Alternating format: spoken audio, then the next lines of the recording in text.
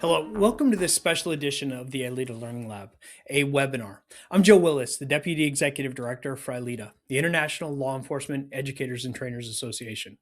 In this session, we're exploring a topic right where the intersection of science, training, and human performance come together. Tactical nervous system training and the role it plays in officer decision making. Now, every trainer knows the reality of the profession. See, officers are expected to make fast, lawful, and effective decisions, often under conditions that are chaotic, uncertain, and sometimes dangerous. But as training professionals, we're asking better questions and we're digging a little deeper. Some of the things we really want to know is how does stress actually affect human performance? And what happens to our bodies physiologically during moments of stress and critical incidents. And ultimately, how should we as trainers evolve? And how should we evolve the way we train? To begin with, in this first webinar, Dr. Melis Yilmaz Balban is going to open up with a brief masterclass on the science of stress and the autonomic nervous system. She's going to review some key research on physiological arousal, decision making, and officer performance. And then we're going to move into a panel discussion where experienced trainers, researchers, and practitioners are going to bring together perspectives from the street, the academy, the courtroom, and other training environments. This session isn't about offering a single answer.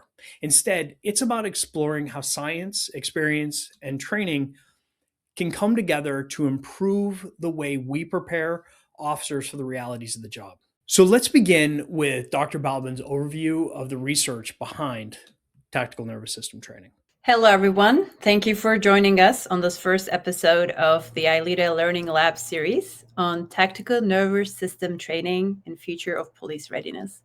My name is Dr. Melis Yilmaz Balban. I'm a neuroscientist, and I'm also the founder of NeuroSmart, a wearable company developing a real-time stress monitoring technology for high-performing individuals. In this first episode, we will discuss primarily the impact of stress on officer performance with our guests who are experienced law enforcement trainers and professionals.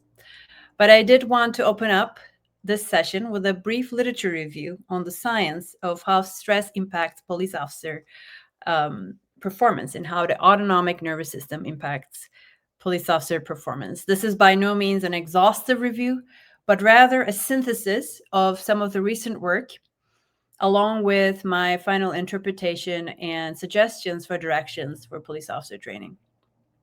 Now, when we look at this recent literature on the stress on officer performance, it's hard to ignore that there's overwhelming evidence that in general, stress impairs performance, right? But what does that mean? So let's go back. If we went to 2012, there in 2010 and 2012, there are some really good studies conducted by Arne Nieuwenhuis, and I'm sorry for potentially butchering those names, and Raul Odejan from Netherlands, that looked at how high anxiety conditions impact officer performance compared to low anxiety conditions. So in this one paper published in the journal Emotion in 2012, they had 36 officers.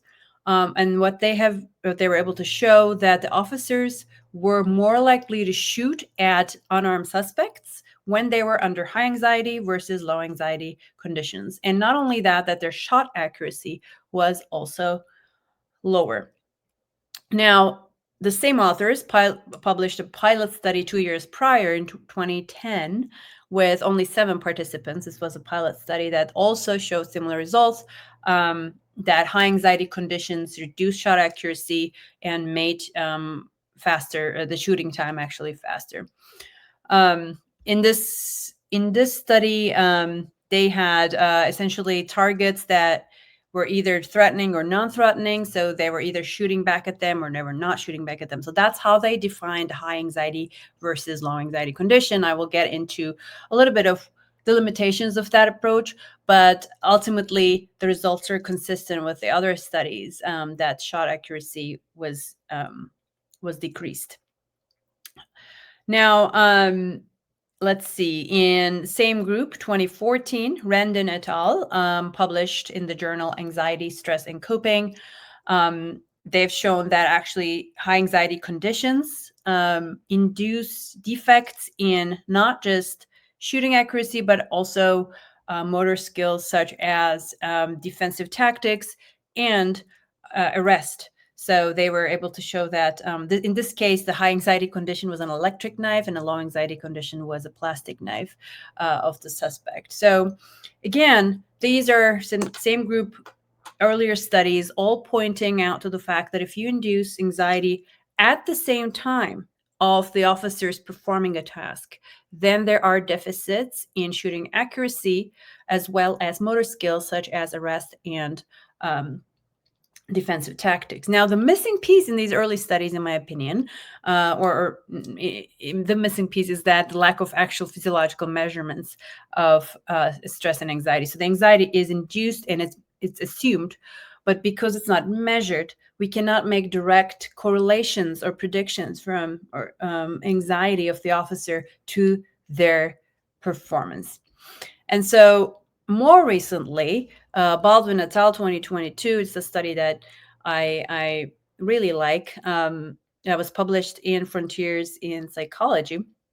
They assessed 122 active duty police officers with average of 11 years of service during a realistic lethal force scenario. In this scenario, they had, again, a simulated scenario. They had a mentally ill suspect with a knife in their hand, and they looked at shoot, no shoot decision-making performance. They did also examine impact of officers' level of operational skills training, years of police service, and as well as stress reactivity. The stress reactivity piece is what I will focus on here. What they have found in this study now, they are actually measuring heart rate and heart rate variability as a measure of stress reactivity.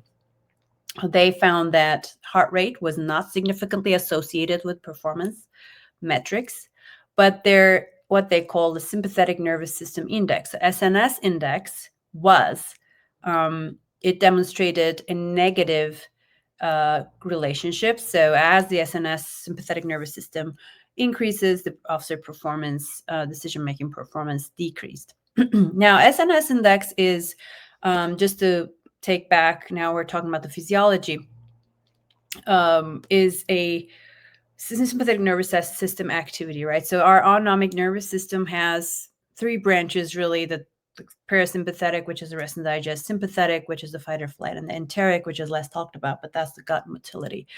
Now, the SNS is the fight or flight part of our autonomic nervous system that essentially is responsible for releasing adrenaline into the bloodstream, is responsible for the heart rate increase, the blood constriction, the blood vessel constriction, respiration increase, and all those physiological fast changes. So there are methods to extract an index for that from heart rate variability. So if you measuring heart rate and deriving heart rate variability from that measure, you can actually look at the different components of that signal and derive the component that's that's sympathetically driven, and that's what they did. And they found a negative relationship between that and the officer's decision making. Now, especially what was interesting in this study, in my opinion, was they divided the scenario into different parts, and they found in the critical phase, which is when the participant recognized the suspect had a knife, that SNS index was particularly significantly negatively correlated with the decision making. So it was that precise moment when they saw the knife and how their body responded in that precise moment seems to have an impact on their decision. Now, another study conducted by James et al. Involving 40 participants in the Journal of Policing in 2021 found very similar results. This was a lot. Their performance ratings were a bit more rougher. They just use ABC for high performance, medium performance, and low performance. But they also measured SNS index, and they also found a consistent result that higher SNS reactivity in negative scenario performance overall. Now, all of these results now suggest essentially that SNS reactivity during the task, so during the performance event, is negatively impairing performance. Now, there is, however, seems to be much more complexity than just this impairment, because it does seem that there's also some benefits of physiological arousal to officer performance. Now, Arbel et al., in 2019, published in the Journal of Frontiers in Psychology, found, again, in a single scenario situation that involved a critical incident and involved multiple calls and decision making in cadets. But they found that this scenario increased heart rate, but similar to Baldwin et al., did not find a correlation with increase in heart rate, change in heart rate, and decrease in performance. What they've looked at as a measure of stress was interesting. They looked at blood antithrombin. So this was the first time I came across this marker as a measure of stress, actually. And I want to go a little bit over that. So it turns out that stress actually increases blood viscosity. And the reason is thought that, in the case you get shot or you get wounded, you don't die from bleeding. So the stress increases the viscosity. But then as a response to that, blood releases this hormone called antithrombin that to prevent clotting. So it actually decreases viscosity. And so they looked at the antithrombin release as a measure of stress. And they found a pretty good correlation between antithrombin in the blood and officer performance, which to me was surprising. I have to say that this sample size was 17 cadets in the study, which I thought was really low and strong limitation. But the results were strong nonetheless, and something to look at. The same study looked at cortisol and heart rate and did not find a relationship with performance with those measurements. The second interesting part of this study was that when they looked at different types of skills, verbal communication had an opposite trend to overall performance. So as antithrombin increased, verbal communication skills actually deteriorated. So suggesting that stress might increase some skills, but not others, and decrease others. And I think this is, if you think about community policing, this is, and in fact, I wanted to bring up our preliminary study with Mountain View PD a few years ago, showed the same result. We showed this, the most severe deficits in performance were in communication, though there was things like repetitive speech, not being able to switch, as a context of the scenario switch, not being able to switch the speech patterns and etc. And we found, even though we didn't publish this result, similar result, that it was impacting communication. So I do think this is important to point out. But overall, the antithrombin, if it's taken as a measure of arousal, physiological arousal, was positively associated with performance. And I want to point out another study by Judith Anderson and Paula DiNota, published in 2024 in the Journal of Police Practice and Research. This study, they compared performance and heart rate in virtual simulators and in real life scenarios. And they found two things. One, the virtual simulators had induced less heart rate increase than real life scenarios, which is maybe not that surprising. What was surprising, though, officers made more mistakes in the virtual scenarios than in the real life scenarios. So this was interesting, both from a point of, we need to be aware of this fact about simulators, that they might be inducing less physiological arousal compared to real life, and what is the implication of that for training. So that's something we need to think about. But the other piece is, again, can this be pointing to a hypothesis that overall level of arousal, a level of increase in heart rate, which is seen in simulation, real life situation, actually improves performance rather than degrades it. So we're not talking about a threat related increase, but overall baseline increase from the baseline, such as in this study, seems to improve performance. So yet another kind of study that supports or shows some of the benefits of arousal is from Yao et al. That was published in 2016 in the journal Plus One. They tested 86 cadets. This was an interesting study, in my opinion, because there's none of the tests had actually police scenarios in it or any police related tasks.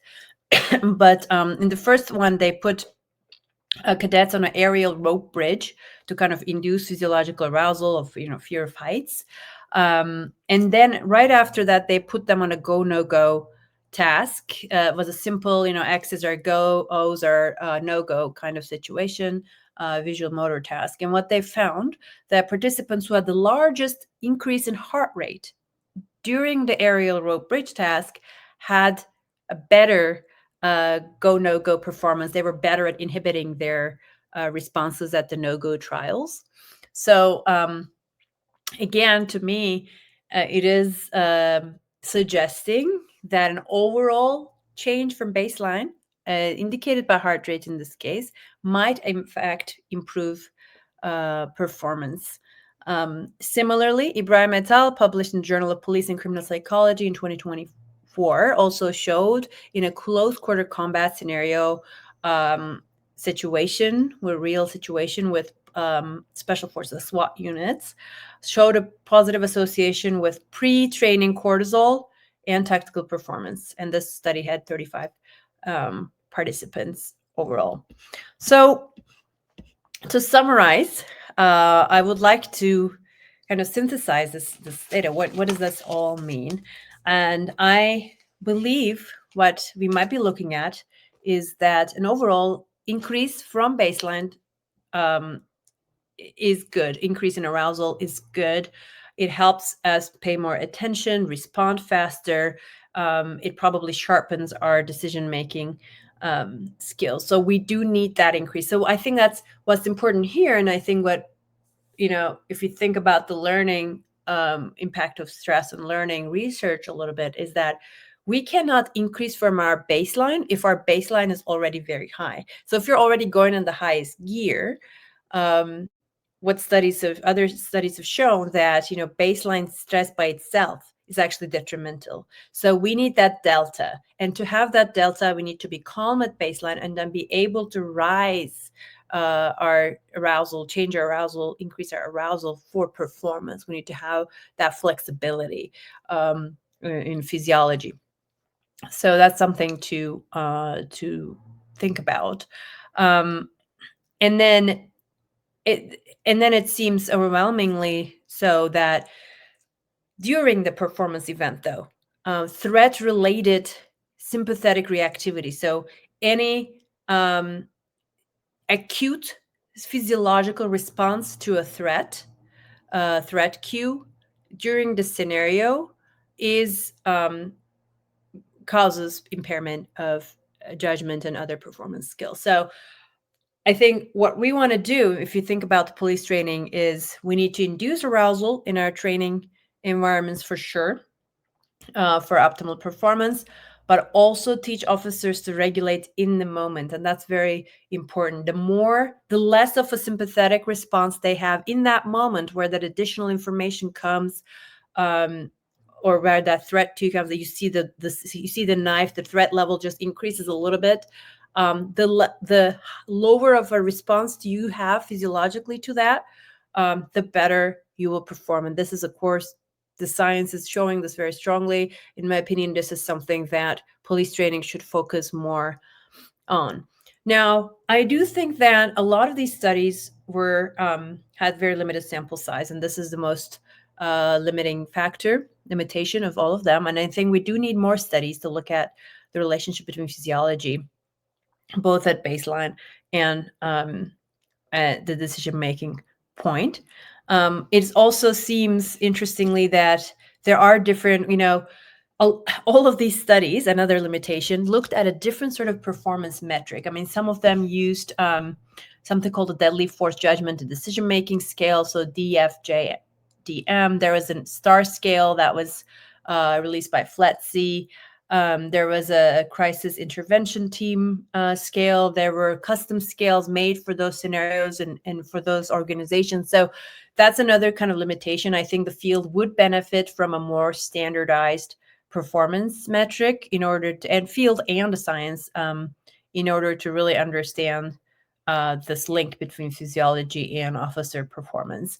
And then once we have that, I think it's worth looking at different performance domains. Our study from 2019 showed that perhaps there are different skills might be have different vulnerabilities to stress. For example, communication.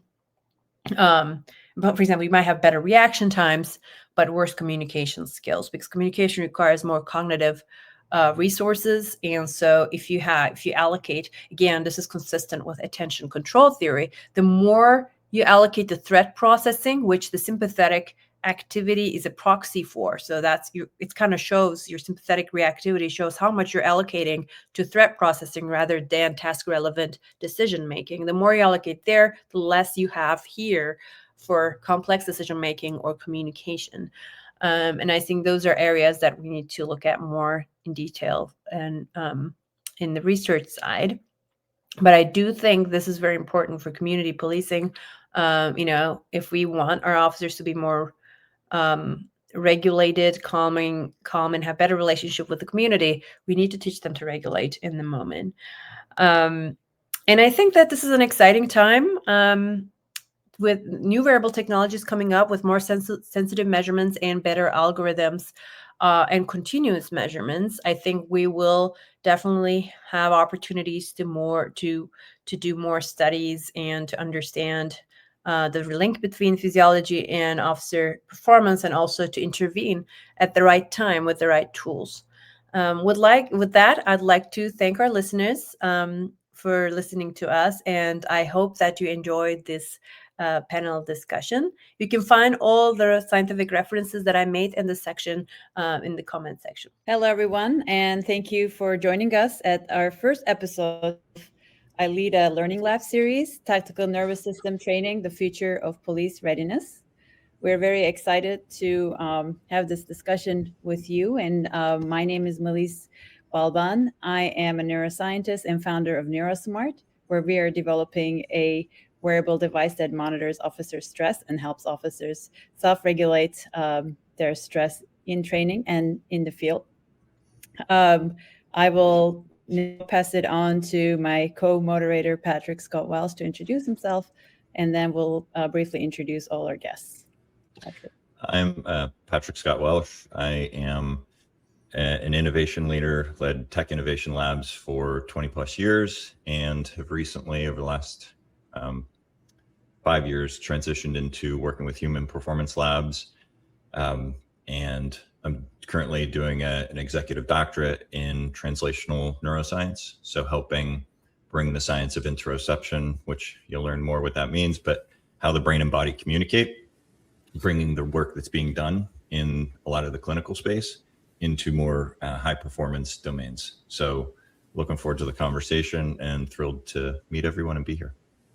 Thank you, Patrick. And let's go around the room and have very brief introductions for all our guests who are joining us today. Tony Anderman, you're next. Tony, I'm the training director for the Spokane County Sheriff's Office. Thank you for this time. I'm looking forward to it. Vaughn. Hi, I'm Vaughn Kleem. I'm the president and director of consulting at Force Science, former police officer, attorney, and now I work as a litigation consultant, working in a lot of the high-profile cases, civilian and police across the country. And I want to thank you for allowing me to join you guys today for this conversation. Thank you, Vaughn. Hi, my name is Paul Taylor, prior law enforcement, currently an academic. I study police decision making. I do police training and consulting all over the country on police use of force encounters and training. Welcome. And Miles. Good morning. My name is Miles Cook. I'm the training coordinator here at the Regional Law Enforcement Training Academy. I also sit on the ICP Research Committee, and I have a real interest in human performance and decision making and innovation. So I really look forward to this. I appreciate it. And Chet. My name is Chet Schneider. I'm a sergeant for the the Napa County Sheriff's Department, and I'm in charge of the training sergeant for combatives and wellness initiatives. And I'm excited to see what tools we can find to bring this forward. Thank you all. So, as I mentioned, the goal of this session is to outline the challenges in today's policing environment, particularly as it relates to stress, both in the acute stress sense as the stress impacts performance in the short term, but also in the chronic stress sense that impacts careers and health for officers in the longer term. So, as we have discussed previously, before this, basically, we think that a lot of the police training or preparation focuses on external factors that shape decision making, but not as much has been focused, and maybe we don't have tools yet, or we're just starting to have some tools to discuss internal landscape of shaping officer decision making, which of course we know from science is hugely influential in how we make decisions under stress, and it's really applicable. But how this translates into the practical officer training and future of policing, we will discuss today. So I'd like to open up with the new generation, because that's something that I deal with as a parent on a daily basis, and it's driving me crazy. But I want to hear from you. And basically, you know, the research suggests, and you know, there's more and more data coming that young adults, these are 18 to 25-year-olds, have highest prevalence of mental illnesses right now than ever before. And the numbers are increasing every year. According to a 2022 national survey, this was the mental illness was 36% in young adults compared to 30% in adults 50 and older. And this number has been increasing. Now, there are many reasons for this, including better screening, but perhaps there is also more deeper reasons that affect mental resilience of young people. And I want to hear from you, from our panel, about, is this something that you are experiencing at the academy with your new recruits compared to maybe recruits 10 years or 20 years ago? Do you see a readiness gap from a mental resilience perspective? And I'd like to start with Tony with this question. Well, Melissa, I appreciate you. Thank you. I'm still diving into that question. Well, I can tell you, coming from our perspective, from an organizational perspective, hiring those from the military who have life experience versus those who are coming right out of the collegiate environment or have little to no collegiate environment experience, and they've been living at their parents' home their young adult career. I would say that, yes, when it comes to training, Melis, they understand their emotions a lot more, but when it comes to a stressful environment, it's harder for them. And I'm talking about those who have been at home. It's really hard for them to get through a cognitive load situation or a reality-based situation versus those who are coming out of the military. So that's what we're seeing in short. I mean, I'm sure everybody on this panel can unpack that in a larger perspective, but that's what we're seeing. Very, very interesting. I wanted to have Miles speak a little bit more into it as well, because in the academy and the new recruits, do you notice a change from how it used to be to how it is right now? Yeah, I think it's possible. I would agree with Tony on the probably the vast difference between young adults coming out of college or no college, and then obviously the vast amount of folks who have military experience or years of war. We certainly see that. I think I can't speak to whether prevalence of mental illness or any kind of issues are higher or lower in this generation or previous generations, or if we're just doing a better job of understanding it and screening it and treating it and being open about it. I certainly think that could account for a significant bit of that data. I will say something, and I've talked about this at our academy. In our first week, they draft a paper on their why decided to get into the law enforcement career. And I agree with Tony. I think they're much more open, whether you call it emotional intelligence, whether you call it their self-assessment of their current mental state, or even things like past trauma. It is very different than what I think the papers would have said 20 years ago. It's it's not your high school graduate, who wanted to drive fast and is good at a fist fight, and they're ready to seek out as much adrenaline as they can. At least where we're at and what we're seeing, sadly, is a ton of previous trauma as children in large numbers, and those people seeking a way to help their communities and to protect. So I don't know. I don't know if it's a chicken or the egg thing. I see Pat shaking his head. If it's the field that draws those individuals to it, for that, I'm not sure, but I certainly think it's possible. And Miles, just briefly, and this is what we've seen, is the lower distress levels, right? When it comes to cognitive loads, they're willing to tell you about their feelings. They're willing to recognize that. But when they get into these stressful environments, very controlled, stressful environments, they don't know how to walk through it. Even if you take them through the levels of training, they still get caught in that situation, which, look, we have great deputies who have went through that experience over the last year. They're turning out to be great deputies, but there's a little extra oomph that we have to utilize, a little extra training tools or tricks to get them through that process. Yeah, I think that's a really fair statement. There's probably some reactions that 15 years ago would not have been treated as they're treated today. And mediation through that is probably not the way that would have been treated. So yeah, Tony, I would agree completely. There does seem to be a miss there on how to manage that inner reaction, which I guess is the reason we're here today. So I'm excited about that. That's yeah, go ahead. So I guess to just react to both of what you've both said, it's like, I think of one of you referenced emotional intelligence, right? And so the framework is awareness, management, self, and social. And so real high awareness, the management then might be, and at least speaking from the research that I get into, interoceptive awareness is actually a dimension that the researchers study. And what you can see is, if you think of it as a volume knob, if you turn someone's volume knob up too high around their body sensations without commensurate ability to enact agency, it actually develops pathology. So that could be a potential, connective tissue that we talked about with the increase in all of the data that we're seeing around points. But, I think you hit the nail on the head. That's why we're here. It's really, how do you translate awareness into insight, right? And then management. And that's the life cycle we have to get people through. And one more thing is action.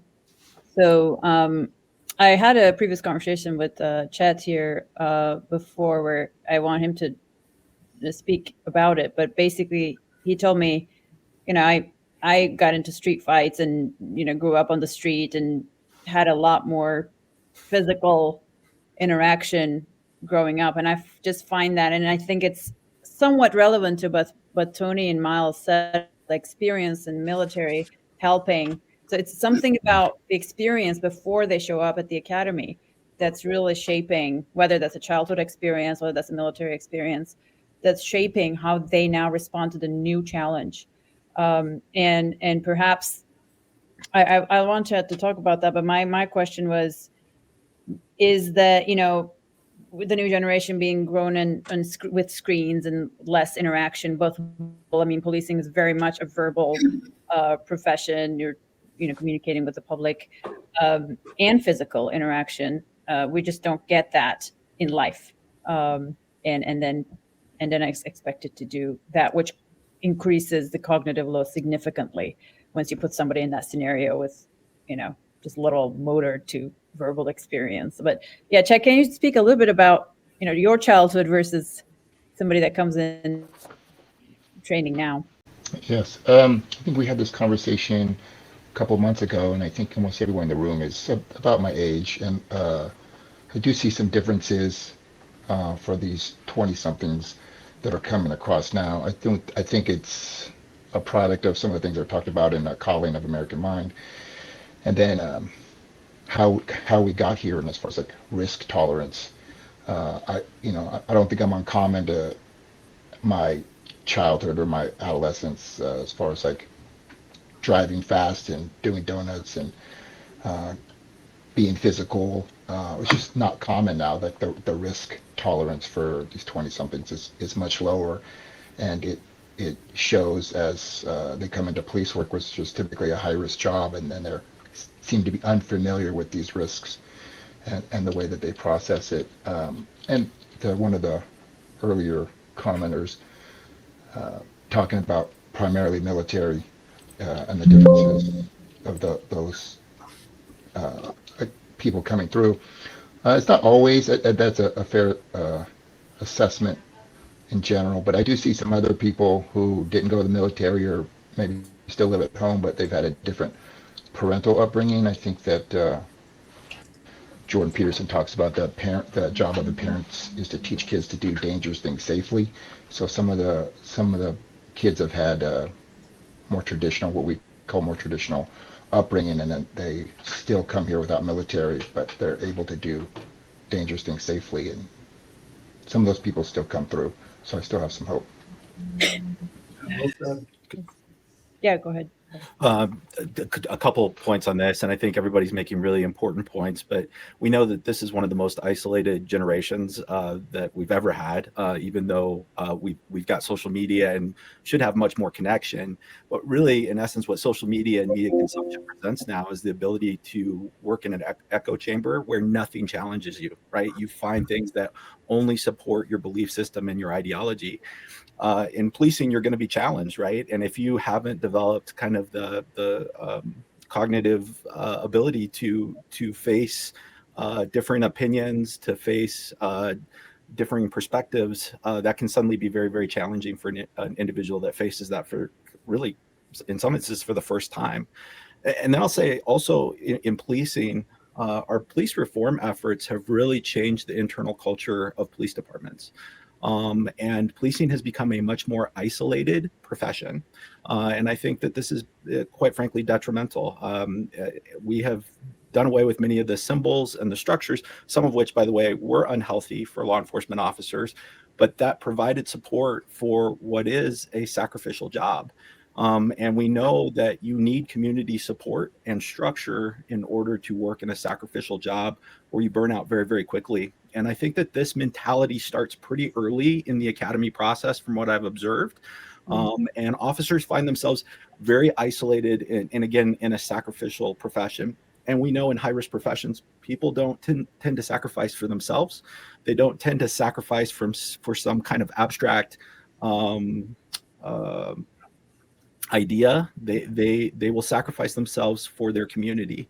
And when you go day in and day out, when you work a high-risk profession for very little money, when you have to miss birthdays and Christmases, when you are in fact, in some instances, in danger yourself, that isolation in and of itself creates issues. So I think it's a social issue, but I also think it's a policing structural issue in which we've done away with many of the social supports for a sacrificial career. As a data point to what you've just said, Paul, the healthcare profession, another caring industry, right, with far less risk load, right? I know that a recent study identified that 2/3 of nurses, for instance, experience burnout. Right? Like it's a crisis within the healthcare profession community because they can't keep people because it's just churn and burn. And that's without risk, right? That's without, a lot of the extra things that come from the policing. So yeah, brilliant point and totally get it. If I can add and support Paul's point, one of the things I was thinking about is a source of stress is that gap between your expectations and the world getting a vote, right? So what is happening, and it's happened from generations. So I was teaching the academy in the early 90s, and I'm still exposed to the academy now. And while there might be more people now experiencing some of these lack of anchoring experiences, lack of wins, lack of challenges. They were always there, and we always had to have some skill set to get them from where they were to where they're at. That strategy for us was to cast a vision.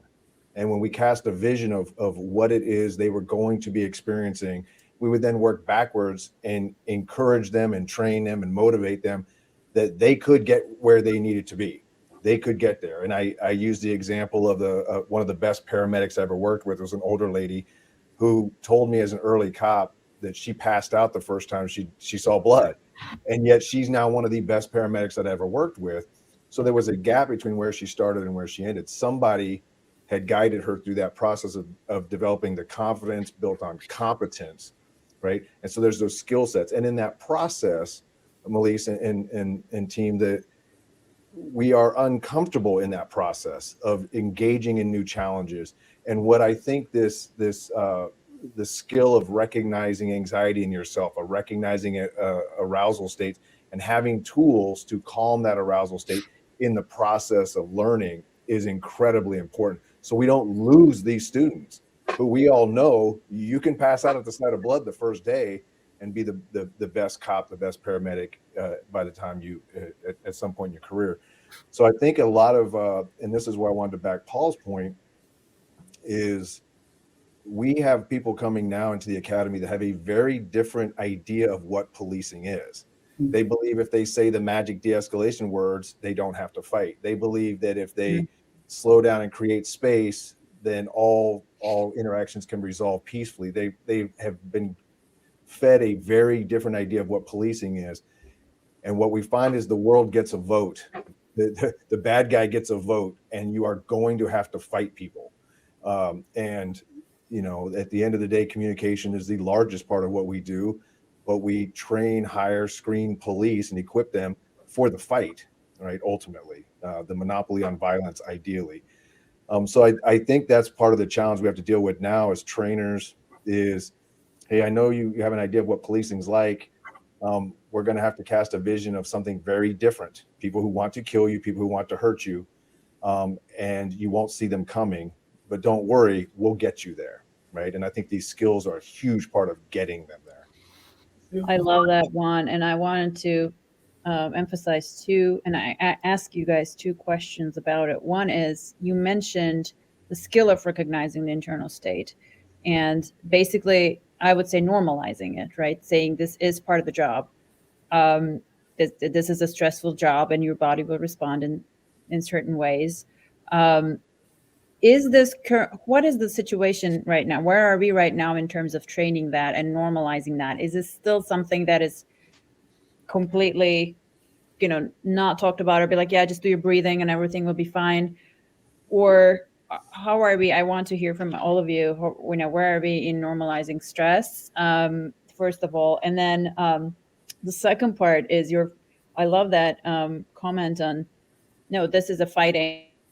You're gonna, yes, there is communication and there's the escalation and all these things, but at the end of the day, we're fighting the bad guys, and that's what we need to train for as well. And connect that a little bit with, this coming back to this lack of experience, lack of physical experience that we grow up with, our kids are growing up with. They're less physical in nature, more mental in nature. And the truth is, the body and the mind need to work in a balanced way for us to make good decisions, for us to fight when we need to fight. And when we're growing up in a completely cognitive world where there's all sorts of ways to escape, right? I mean, you can always scroll out of it. You can always, swipe right or left and kill that uncomfortable emotion.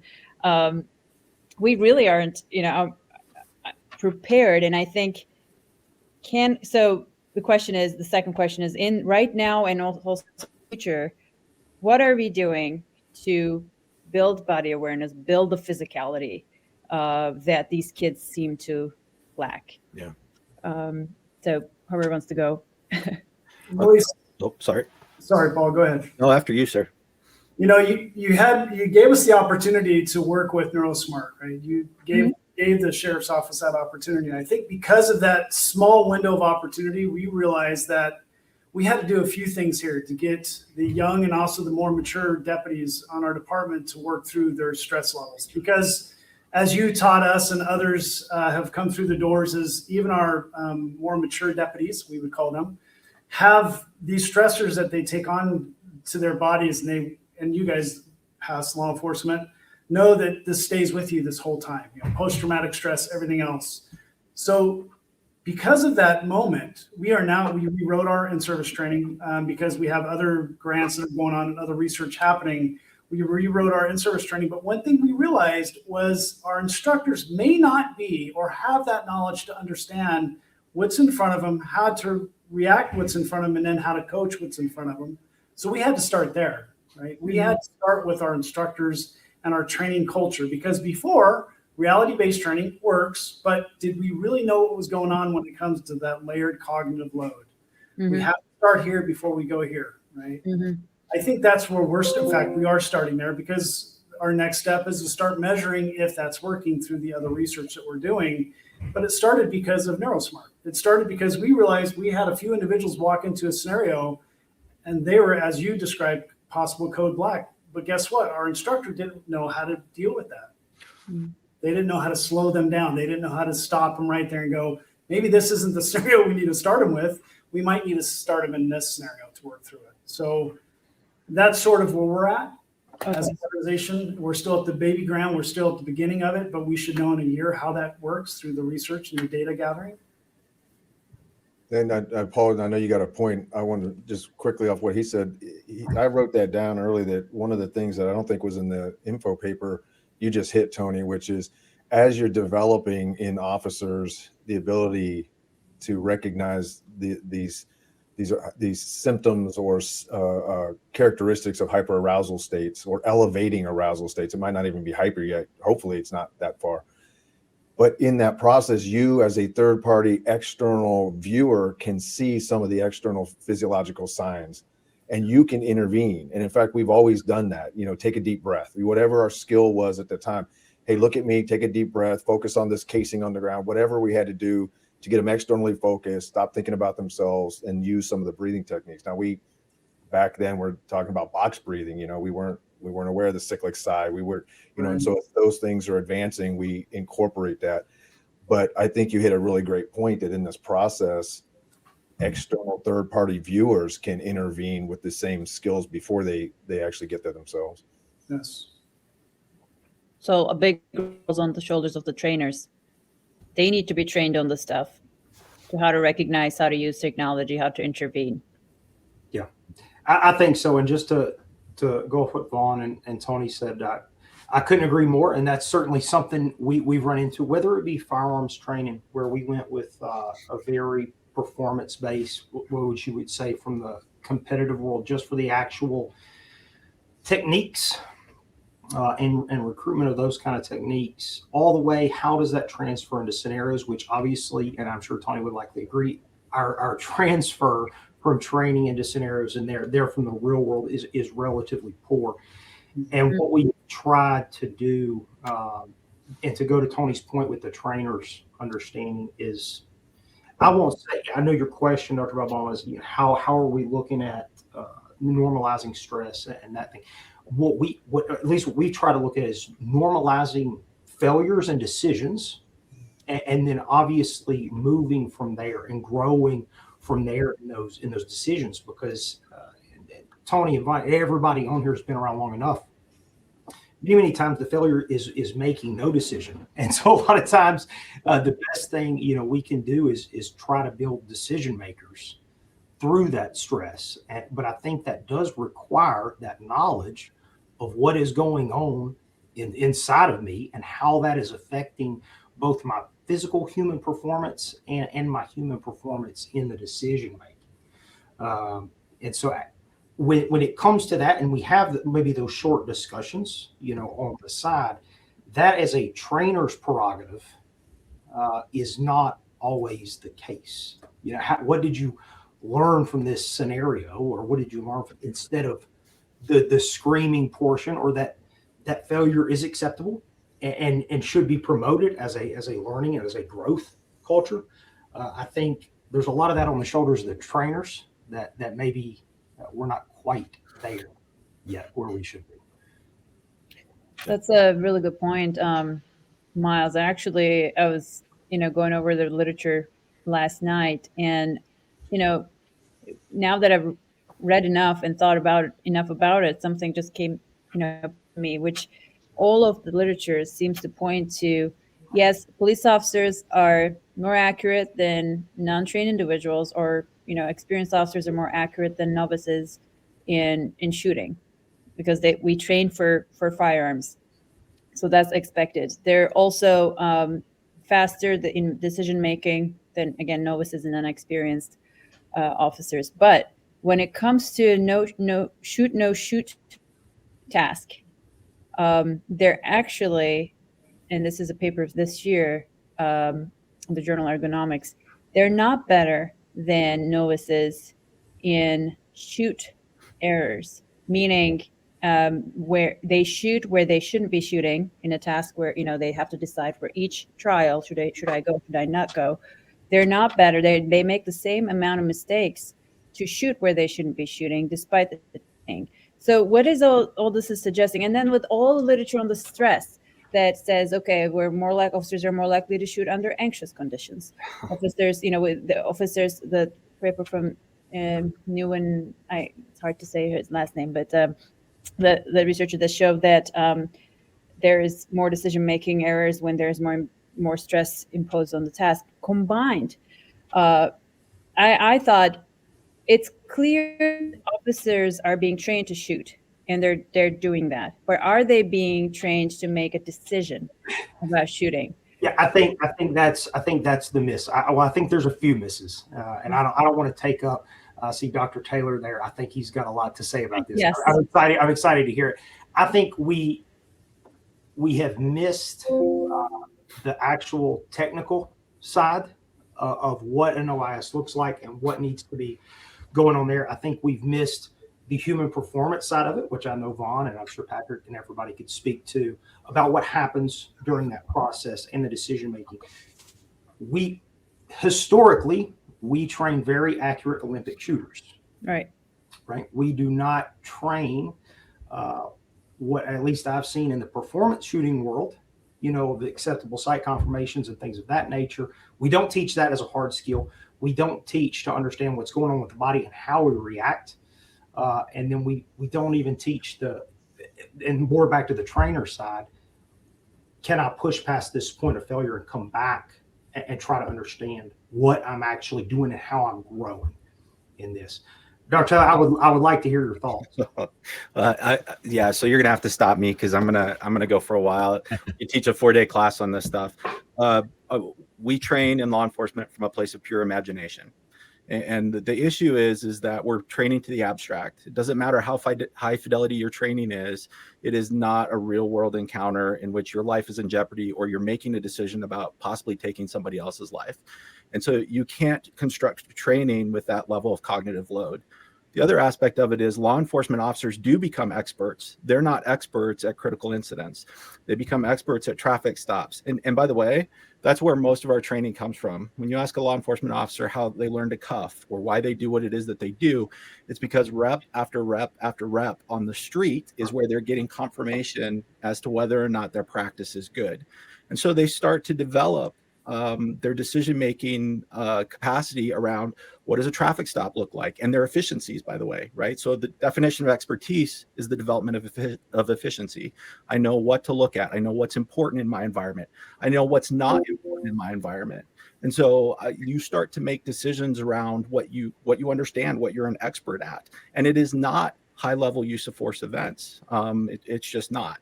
When we look at skills training, right? So 80 hours of defensive tactics in which I teach them 90 different techniques is not going to transfer out onto the street ever. Like none of those skills even make it out of the academy based on the information that we have. And so when we look at decision-making for an officer, I think we have to separate out decision-making in which there's time and in which we have rapidly unfolding event in which there's a potential threat.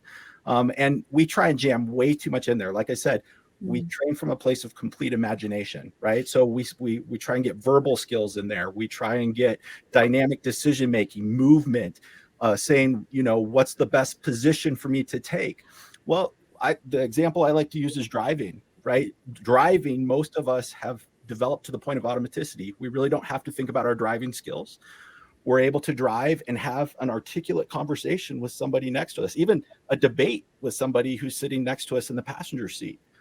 And this skill, by the way, we've trained far more than any use of force skill you can imagine, right? Like there's nobody who shoots more than they drive. At least I hope not. There's nobody who does more maybe Vaughn does, but no more grappling or defensive tactics than they drive. This skill is to the point of automaticity. But what happens to that conversation if a deer runs out in front of me? It's gone. And what decision-making capacity do I have in that moment? It's instantaneous, and it's whatever's there, right? I may slam on the brakes, I may swerve, but it's not really even a conscious thought process. I'm throwing forward a response, and we don't train to that effect. When we talk about firearms, where does 4 rounds in 4 seconds track to an actual officer-involved shooting? If I'm standing here on the range, I don't care how much you stress me out, right? You can yell at me, you can make me run, you can make me do live scenarios. When that buzzer goes, where can I focus all of my attentional resources? On my draw, on my presentation, and on my trigger pull. When is that ever the case in an actual real world encounter? It's not. And so we don't design training that actually reflects the attentional demands in the field. We also use terminology like condition black, which quite frankly, I don't like because it almost has a demeaning kind of framework for the individual. And the story that I like to use is my son playing soccer for the first time. And I'll make this really quick because I know I've been talking for a little while, but my son playing soccer for the first time, he was 6 years old. And typically on the soccer field, 6-year-olds, they're just a mass of people running back and forth with the ball. Well, a miracle happened. The ball came to my son's feet in the open field. And what direction do you think my son started running? The wrong way. He started running towards the wrong goal, right? So he was having orientation issues. We were all yelling from the sidelines, "You're going the wrong way." Do you think my son heard me? Nope, auditory exclusion. Didn't hear a word of what I said. Went to the other goal, most beautiful Pele strike you've ever seen in your life, buries it in the back of the net, puts his little hands up in the air, turns around and bursts into tears because he sees all the parents with their heads down. Now, what was wrong with my son? He was experiencing condition black, right? Should I send him home and say, "Hey, listen, you need to think about your emotional intelligence because you weren't paying attention to the right things"? Is that going to improve his performance the next time around? No, he's going to be like, "What's wrong with me? Why did I do the wrong thing?" Of course, that's not going to improve his performance on the soccer field. What improved his performance? Well, once he got ball dribbling down to the point he could pick his head up and he no longer had to devote attentional resources to that, once he started to get used to the dynamics of the gameplay and he's able to understand what's happening around him, he never made that mistake again. And so it comes down to skill development in context. And if you don't have that, then you aren't going to be able to perform in context. I do jujitsu, right? The way you can tell someone does jujitsu is because they'll tell you, but I do jujitsu, and we get high-level athletes that come into the jujitsu gym all the time, and they have panic attacks the first time they feel pressure. They do stupid things the first time they feel pressure. It has nothing to do with their physical fitness level. It has nothing to do with their competence as a human being. It has to do with the fact that they're facing new stimulus. They don't have a solution. They don't know where to focus their attentional resources. And once they get exposure, things slow down for them and they're able to make good decisions in that environment. All right. I promise I'll be quiet for a little while. Can I add to that? Because I think it's so important, everything you just said. There's a couple of notes I wanted to make sure I got out, and this is probably a good place to put them. One, when you talk about normalizing the body's perfectly imperfect or perfectly perfect response to stressors, right, to uncertainty. I take expertise, and I like what Paul says, and he says it's knowing where to look and how to interpret that. What to look for, where to look, and how to interpret it. You get better at that with experience. I added 2 more to say really an expert is somebody who remains calm in chaos, which these skills allow for over time. And the other one is comfortable with uncertainty, because policing is constantly operating in complexity, which is unknown problem sets. It's where Paul and I look at each other and you go, what is going on over here? And we go, I don't know, let's go find out. When you're a rookie, that is high anxiety. When you've been doing the job, it's just Tuesday, right? And that is so frequent, you become calm in chaos.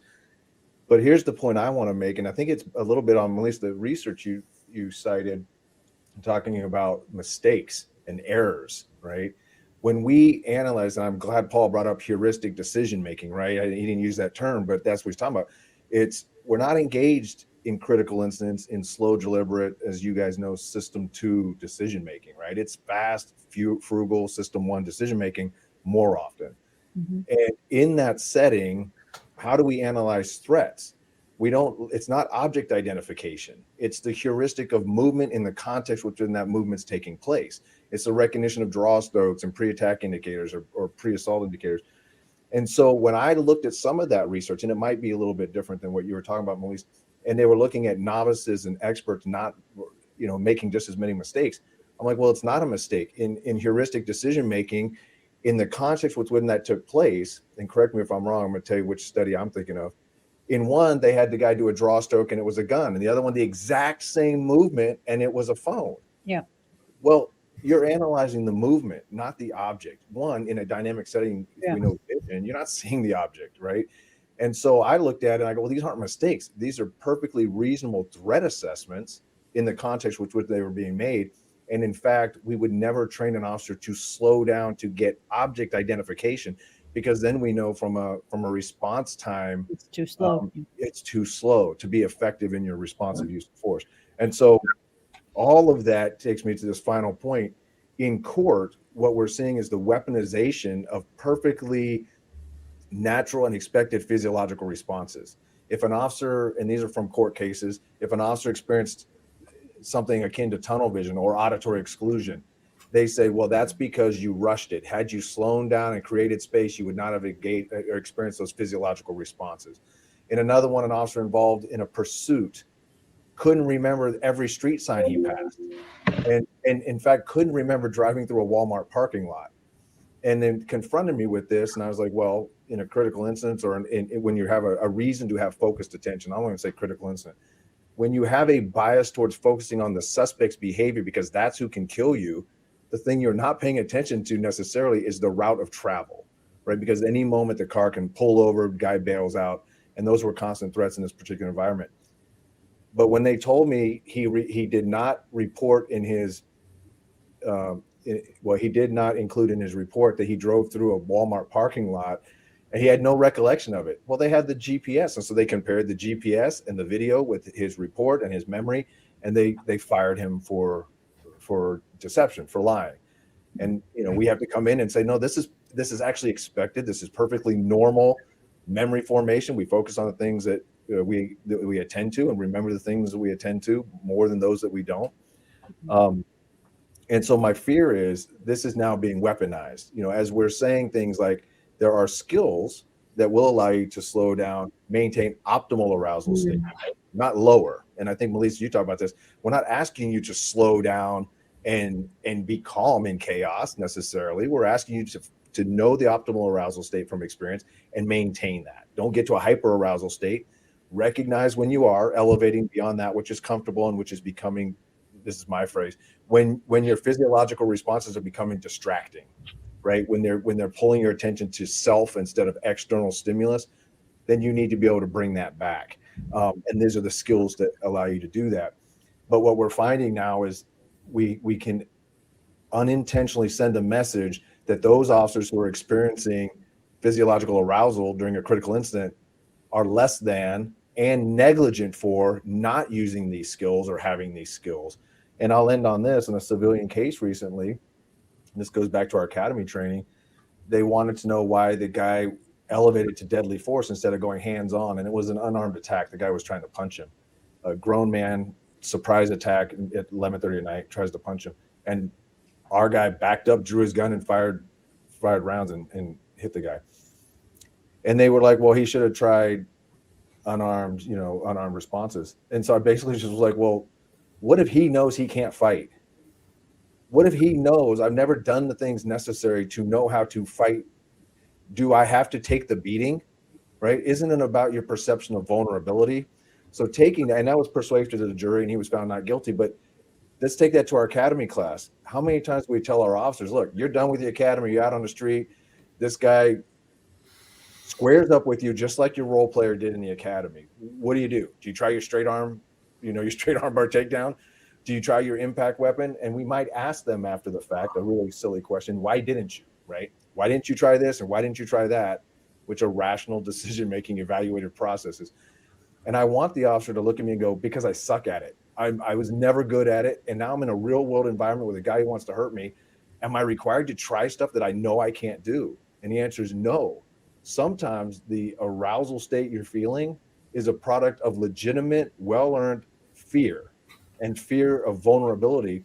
And the example I liked was, hey, we don't want to get you so skilled at calming yourself that you think it's okay to walk into the lion's den.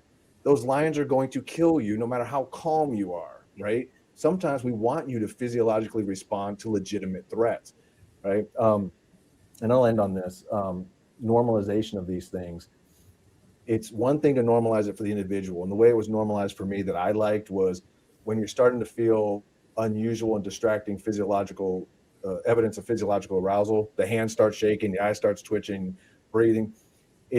I like the analogy. It's just like the warning light on your dash coming on, right? Because I got that. It doesn't mean your car is broken. It means something needs adjusted. You don't throw the car away because the warning lights came on. You recognize them and you make the necessary adjustments to get those lights turned off. That made sense to me, and I use that analogy. But you're never going to eliminate, nor should we leave the audience believing that with the right skill set, you're going to eliminate the psychological and physiological response to legitimate threats. That bias, right? That heuristic bias or the bias for survival. And I only bring that up, Melis, because you said, officers were still shooting as much. And so is it a skill set or a decision making? And what I've seen is let me ask this. The question I have is, are we evaluating the decision making in the context of a real world operating environment, meaning expecting heuristic decision making, not slow, deliberate, rational decision making that we're able to do after the fact? Yeah, just to react to what you're saying, Bon, I think some really important points there. One is from an interoceptive perspective. So, the brain-body communication, hunger, thirst, adrenaline, all of the sensory input that's coming into the body. In periods of stress, basically what happens is that just the volume gets turned up to 10, right?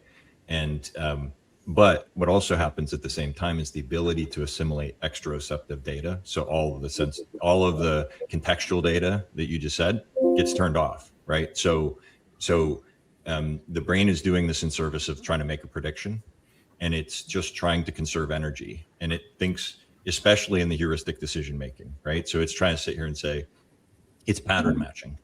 And so it's sitting here and saying, how do I take whatever I'm feeling in my body, match it to the closest pattern I can find where that happened, and then let's just go. And so I think where this concept of inner intelligence that Melis and I have been talking about and ideating on for a while, it's not about getting the absence of the data. It's about getting the brain to recognize the normalcy of that signal so that it doesn't then misinterpret that. And in neuroscience terms, we call it a prediction error, right? So you get the right precision weighting, which means you get the volume knob to the right level so that you don't have a prediction error.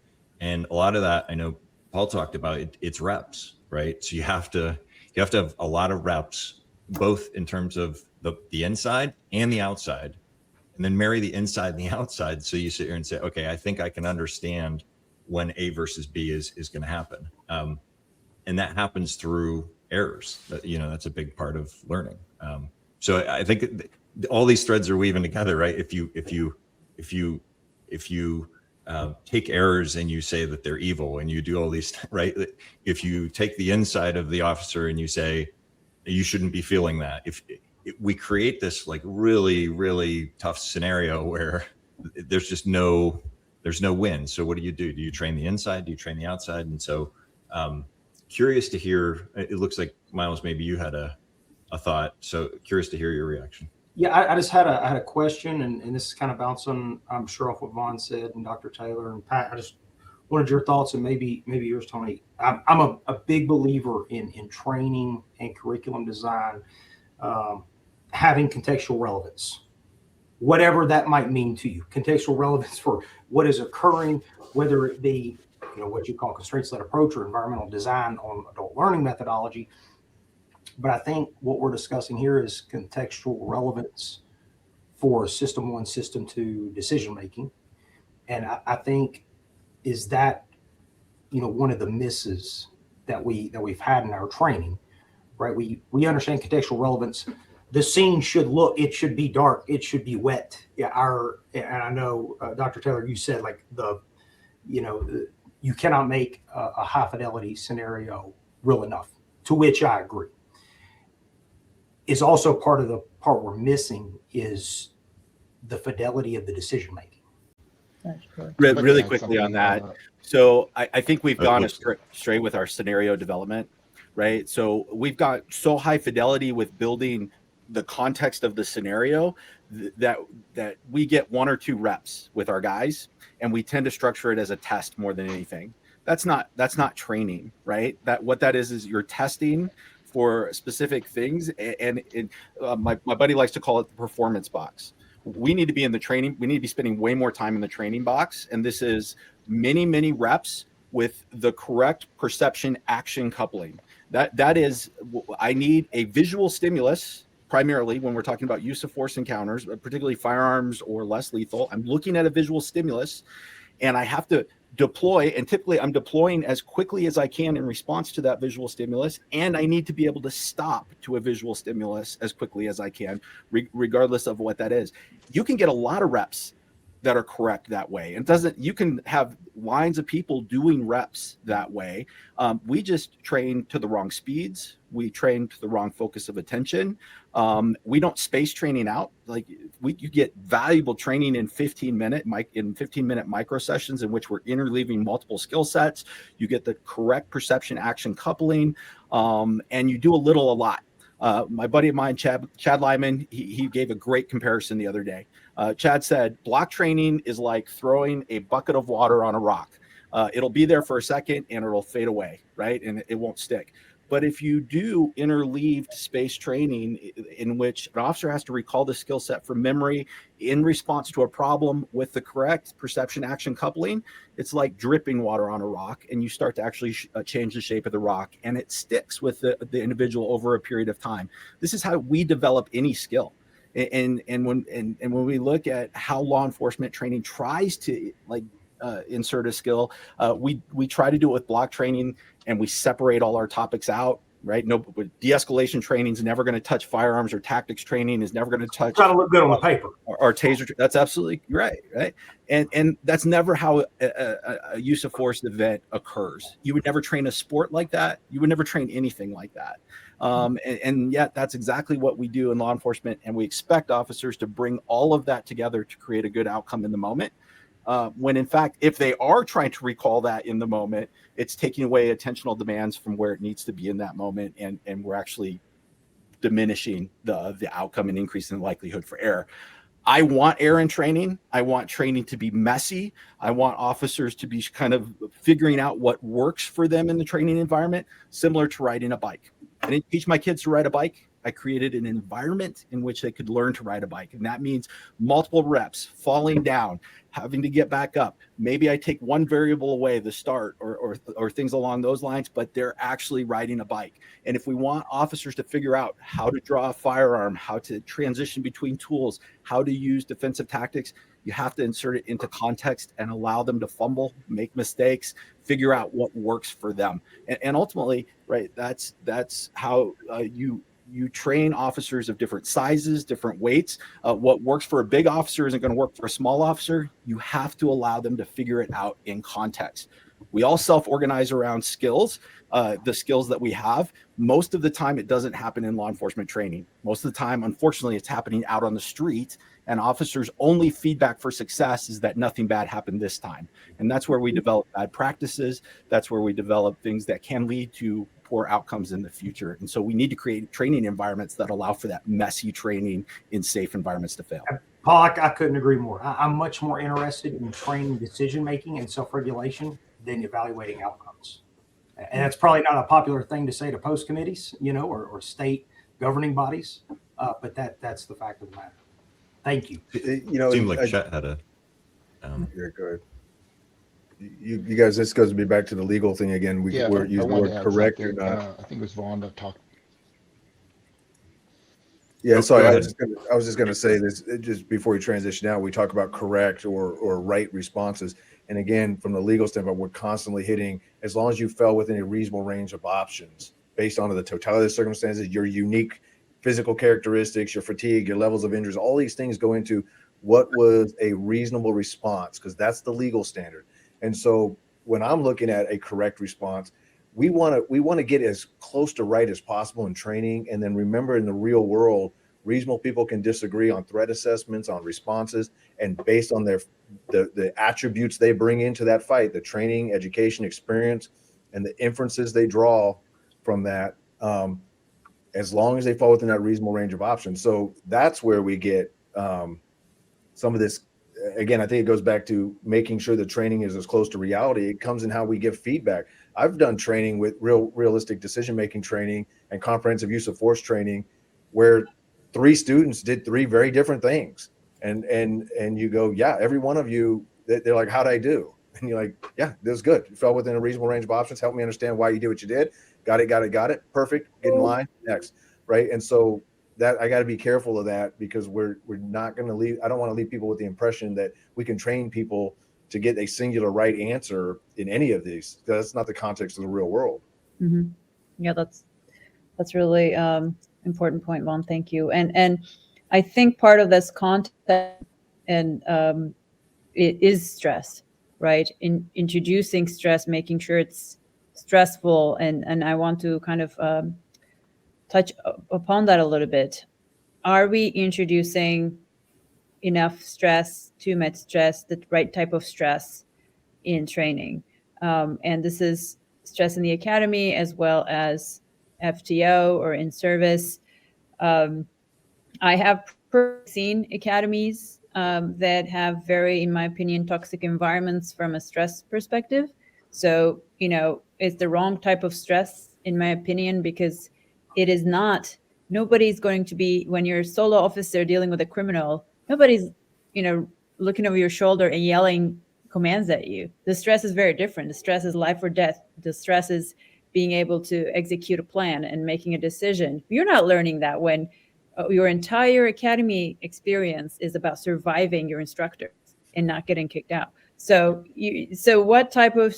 let's transition a bit into stress in the academy, the sleep deprivation, the kind of the culture that is conducive to learning versus not, and also in the context of the scenarios. We talked about the optimal, Vaughn talked about the optimal level of stress. How do we introduce that? How do we measure that? How do we know if we're correct, training at the correct level?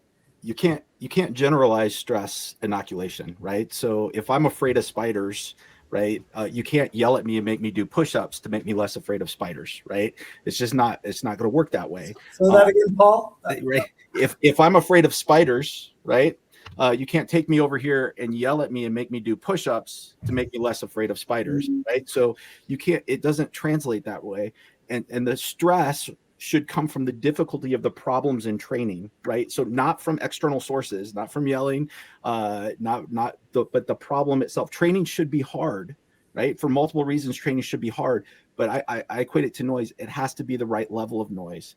And too often we're training to the lowest common denominator. That's not the answer. Training needs to be hard for the lowest common denominator, but we also need to be challenging our top officers as well, which means we need to create training environments that have problems that challenge officers at all levels. And the stress should come from solving those problems. And again, it should be perception action coupling. That is, I have the correct focus of attention, and I'm responding in the way that I want officers to respond on the street. Timing is critically important, and those skills we know will start to transfer out into real world environments. I also free up attentional capacity when I'm not having to pay attention to tools or techniques. And you're going to improve decision making in that regard as well. Well, I think, Paul, we look at, like, I love your point. Like, you can't generalize stress. There are people who are terrified of public speaking. They're under stress. They are performing in front of their peers. They're under massive amounts of stress. As an instructor, you recognize that as an opportunity to teach the resilience, to teach the de-escalation, self-regulation techniques, right? We've all seen that in the academy where for us, we would have people shake hands with their partner first to make physical contact, and then I'd make them hug each other before we ever started fighting, right? I needed you to get comfortable touching another adult human, because that is odd for adults to touch and get into the intimate space of other adults without consent. But police have to do that all the time. And so earlier when I said, you cast a vision for them, and then you help them also visualize the roadmap to get to where they need to get. Reminded me, my daughter the other day asked me if I thought someday she was going to be a courageous person, right? And I was like, well, I think you are a courageous person. And she, to her credit, she's like, precisely why do you think that? Right? So, and I said, well, because I've taken you to jiu-jitsu class to a brand new school with people you didn't know and watched you open that front door and walk in. And I've seen you do that on multiple occasions. The level of courage it takes to go interact with strangers is huge. I said, I've watched you get up and do piano recitals, and I know how much you hate performing in front of people. And I looked and found things, and you do the same thing with our academy classes. Before you ever have to create scenarios, you recognize and start helping them visualize themselves being successful from past successes that probably aren't going to be necessarily from fighting with this new generation, but this new generation have examples of wins, right? The fact that they were willing to walk into this academy and go into an unknown profession is probably the easiest early win you can point to let them start to believe they have the attributes to get where we need them to get. And then we can start building the scenarios and ramping those up. I like that. If you guys watch SWAT, the TV show SWAT, and one of the guys had been on the SWAT team, he had to go back to try out again. And he's talking to other applicants who'd never been in. And one of the applicants says, what's it like in the real world? What's it like? And he looks at it. They were doing high intensity training. He goes, it's faster. It's just faster. And I thought that's actually a really good example. No matter how hard your training is, to Paul's point, you cannot get it as fast and uncertain and with a level of consequences that the real world's going to provide. Right. And so we've got to get them comfortable in chaos, and we've got to get them calm in chaos and comfortable with uncertainty, because that's what they're going to have to be facing. So we set up scenarios to that end as well.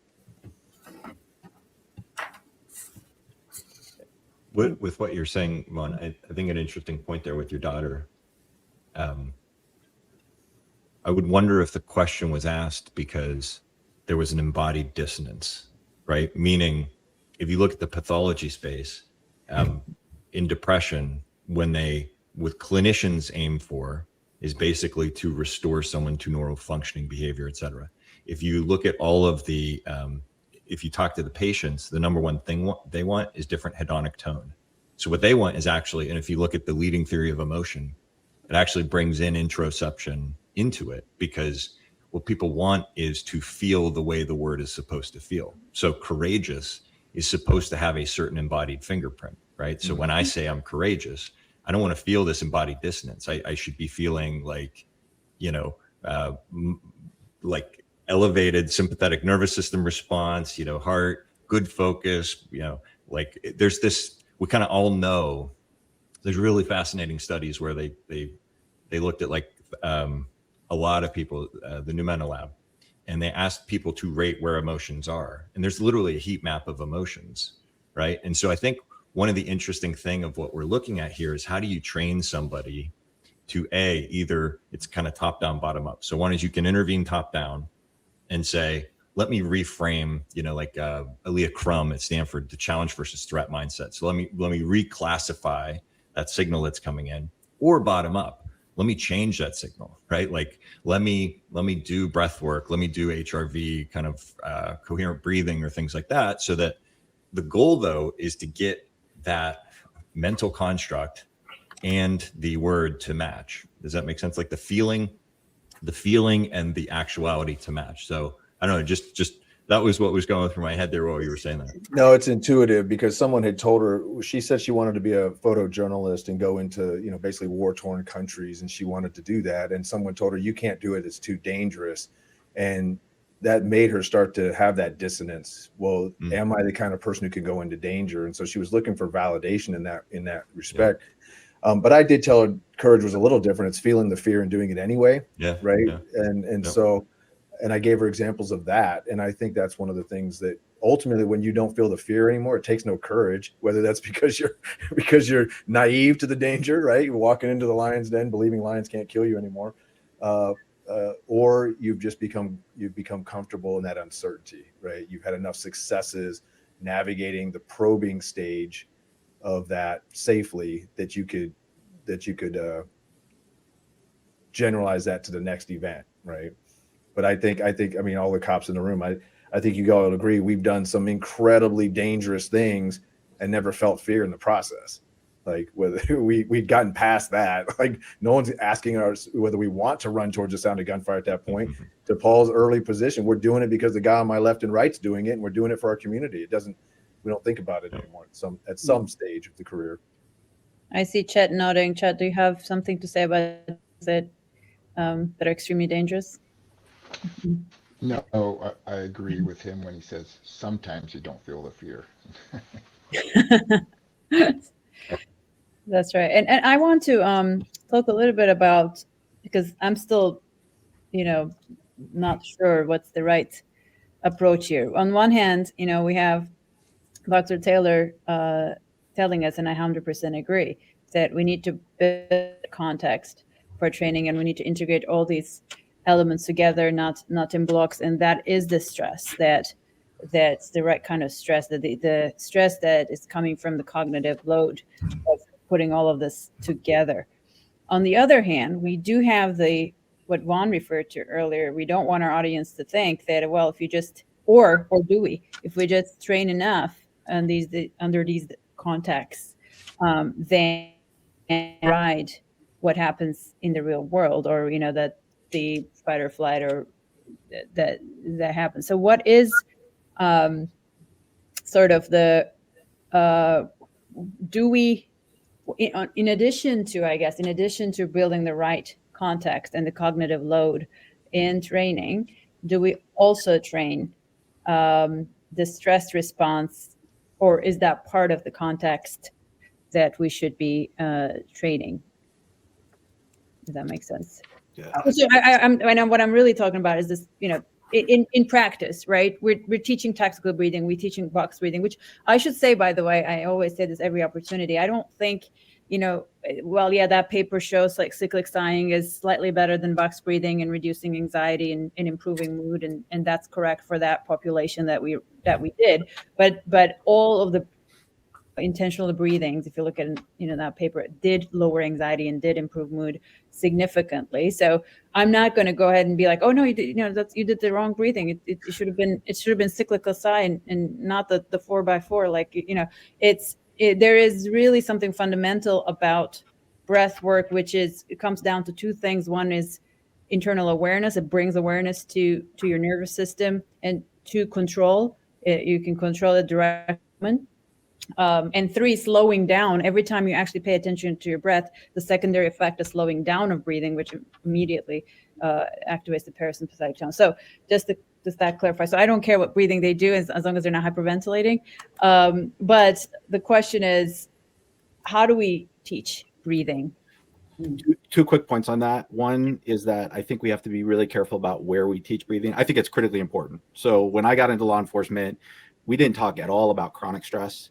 We didn't talk at all about call to call and carrying stress from one call to the next. We didn't talk at all about responding to a call and inner preparation for responding to a call. I don't want an officer focusing inward as they need an external focus of attention, right? So this drives me crazy when my son is getting ready to bat, his coach yells, "Get your arm up." Well, where does his focus of attention go? Goes to his arm. And now what happens to his batting? His batting falls apart, right? So I don't want internal signals catching an officer as they need to be focusing externally on what's happening around them, right? That would be misplaced focus of attention. But as I'm responding to a stressful call, if I'm or potentially stressful call, if I'm experiencing signs that I'm rapidly breathing, that's the time I need to be slowing down and calming myself. If I've just responded to a stressful call, that's a time where I need to be focusing inward and bringing myself back down. And managing chronic stress over time is critically important. I think too often law enforcement has looked at surface level issues and tried to apply surface level outward facing solutions to police stress and issues. And so, yes, that should be incorporated into training. But when it comes to performance, I think when we do it is critically important. Dr. Balban, to your point, at least in the training environment, I think where I'm at, we're reasonably ahead of the curve on culture. And you talk about, how can I learn if I'm fearing an instructor shark attack, right? If that's my main area of concern, how am I learning? How am I looking at my own decisions? How am I growing in what I'm doing? I think we at least try to change the constraints, and that will probably be some of Dr. Taylor's language. We're going to try to change the constraints as best we can and as best we understand for what we have and who we have in front of us and what the situation is, whether that be scenario training, whether that be our firearms training, if it's blocked, which in essence is an issue with the block training. The one part I think we probably missed the mark on, and I don't want to speak for training in general, and Tony, maybe you can speak to this, the actual understanding of what that's doing to an individual, and to your point, Dr. Balban, to your technology, how to mitigate, or find that optimal place that I'm looking for. And I just don't think we do a very good. I think we do a better job than most of setting up training that way, changing the constraints, focusing, external focus of attention on things I should be paying attention to. But once that happens, did you get it figured out? Best of luck. Okay, what skills do I actually need to learn now? I think we missed that. So, going back to Melissa, I think your initial question too was, is there a difference between what Paul and I were saying, right, in that approach? And I don't think there is, at least as in my intent, in terms of, I would go back to something I think Paul said before, and I ask everybody, are we doing anything to prepare police officers to go out and to expect to be successful fighting somebody who grew up with violence, somebody who's in a prison setting, who violence is their second language, the people on the street who violence is the language that it's their currency, right? And when we teach them a straight armbar takedown, or we teach them, basically some wrist lock or some PR-24 strike, that is not reflect the reality of the operating environment. And so I go back to this is something we have to testify to when they're like, well, you graduated the academy, right? Because they're under the impression that police academies are being designed to train officers to be effective at fighting, effective at controlling another human being, many of which have much more experience at fighting and violence than any police officer coming out of the academy, if that's their only experience. And so we would actually, when we would do our end of year sort of like evaluations, and we call them itty bitty officers. It really doesn't matter though. Well, we'd get an officer and we put them up against a simulated threat, and they would not immediately go to intermediate force options, because they've been led to believe that they have to try empty hand techniques against somebody who's just resistive, right? Actively resistive, but non-assaultive. And we would just ask them point blank, do you have anything in your skill set right now at this graduation date that you think is going to allow you to overcome that guy's size, strength, and skill disparity? And they're like, well, no. Then do not try. You need to immediately create space and elevate to an intermediate force option. Now, we can do that with students. We can reset their expectations. We don't expect you to try to grapple people who look like they've got cauliflower ears and are a lot more violent than you are. We expect you to be smarter than them. And I use the analogy, treat them like I was an animal control officer. I didn't try to grapple dogs. I found tools and strategies that allow me to contain that dog that was bigger, stronger, and more violent than me. That's the first challenge, and I'll take it back into the legal world. Our next challenge is our juries. We've led juries and judges and prosecutors to believe that an officer who's gone through the academy is it doesn't have to elevate to intermediate force options. They should have tried empty hand techniques first, use the escalation of force. Going back to the stress and that feeling of stress, we now have to marry up, again, as I started, realistic expectations at the end of the academy before we put them out in the operating environment for the individual so they don't wade into something. And all of us have seen it. There's plenty of videos where they get on repeat. The officers keep saying, get back, get back, get back, get back.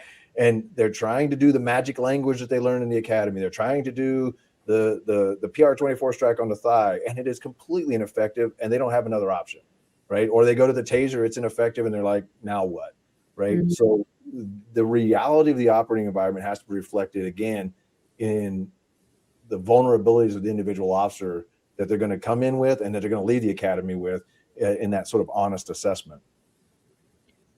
Thank you, Vaughn. I do want to say something about what Dr. Taylor said earlier, and it came up a few times in this conversation about directing attention to external at the heat of the moment. Extremely important, and it's basically life-saving to not think about your stress response when you're really stressed. And I want to clarify something. I think a general misconception about interoception in general, which people think is being aware of your body and being, thinking about your body and all that. Interoception is meant to be mostly a process, just like the parasympathetic and the sympathetic system. You don't think about, oh, I need to get activated. You get activated, and your body's trying to relax all the time when the action is, whether that's broken or not is a different story. But so it's meant to be essentially a training, just like you said, Dr. Taylor, before and after. And if you're training your officers for awareness, if you have technology to show in the academy and later to train for awareness, then with repetition, just like any other skill, it's meant to actually, only alert you when you need to consciously interfere. So if in a broken system, in a broken interoceptive system, it will have false alerts. It will alert you when it shouldn't be alerting you, and all that, and it will be distraction. This will be distracting. So it's basically meant to be practiced outside, and I think it should be practiced early on in the officer's career too, because that without it, there will always be a distraction from the internal noise about, that will impair performance. So I just wanted to. And I think, Paul, you hit on that too, a little bit, like what I call pre-seizure contact, right? So you're not in the fight yet. You're driving to the fight and you're regulating through breathing, right? Or when you're doing building clearing and it's silent to contact, you don't even know where the guy's at yet, and you're non-consciously breathing, taking that deep cleansing breath, and maybe, eventually, Melis, you might know more about this, but the mantras, right? You get out of your car, you take that deep cleansing breath as you're walking up to the house with your, to me, my mantra was like calm focus or focus strength. So I take that deep breath, and in my head, I focus like calm focus, and then that's it. There's no more thought to it because it's pre-contact, right? And I think, Paul, your point, because this has been a great discussion point. What about grappling, right? You find yourself in positions where you got time to breathe, to take a breath because you're not moving for a minute, right? And so even in the fight, there's those moments where we don't want them to eliminate, but it's not conscious. You're just kind of in a safe position for a moment, take that deep cleansing breath and sort of improve your position.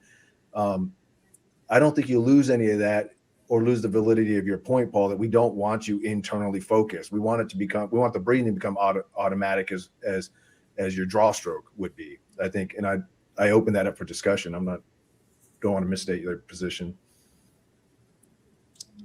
Vaughn, I feel like you and I are talking too much, but I think what's important is that we're not adding too much in the training environment around those skill sets, right?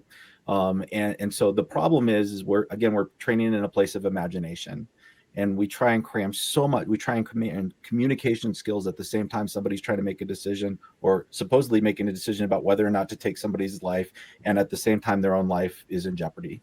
I'm all for, again, thinking about breathing prior to that decision making or having to make that decision, but in that moment, I don't want that to be processing. And the issue is we can't actually replicate that in the training environment. And so essentially we're inserting officers into a novel environment, and we're asking them to pull all of these skill sets together in that novel environment. And so that's the challenge that law enforcement training has, right? We can't put them in a real world encounter where their life is in danger, or they're making a decision about possibly taking somebody else's life.